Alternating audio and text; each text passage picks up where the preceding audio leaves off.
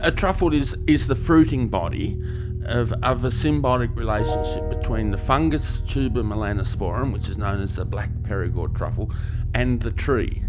And they form this relationship in the soil, and the truffle is the fruiting body of that. And for many, many years, and still is regarded as the jewel of French cooking. And I think it was Colette, the famous food writer, she said, the limitation of the truffle is the imagination of the chef. And I think that's a great call on the truffle. Hi, I'm Duncan Garvey from Perigord Truffles. I was the first, the most ridiculous, to try something totally different, which I always wanted to do. And we came back to Tasmania and with trials and errors like any new product, and successes and failures, and it's working.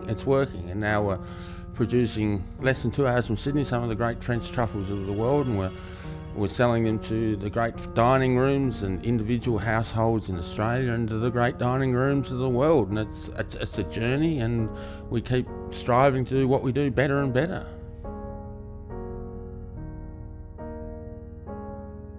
I first met Duncan through the Rockpool group. Duncan was looking for someone to make a truffle butter with. And they said there's only one person to talk to in Australia, and that's Pepe Saya. And Duncan came and saw me in the factory. I thought, well, this is going to work. There's the enthusiasm. This could be a food marriage made in heaven. And the education began. Hello, I'm Pepe from Pepe Saya Butter Company.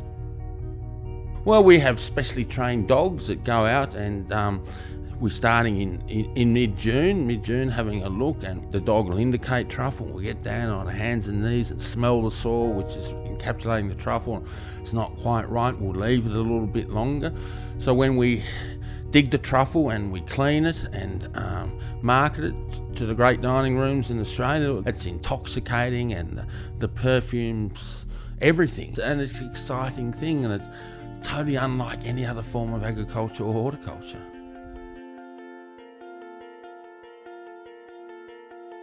What we're trying to do, or what the idea of a truffle butter is how you can capture that scent in the butter.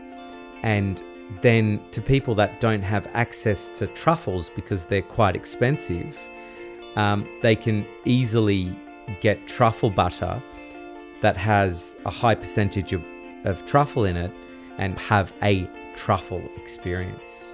With the butter and the truffle, it goes so well together, and to melt one over a steak, it's to die for, and it's nearly foolproof. And we find that having this truffle butter in the market is making more people aware of the flavour of the truffle.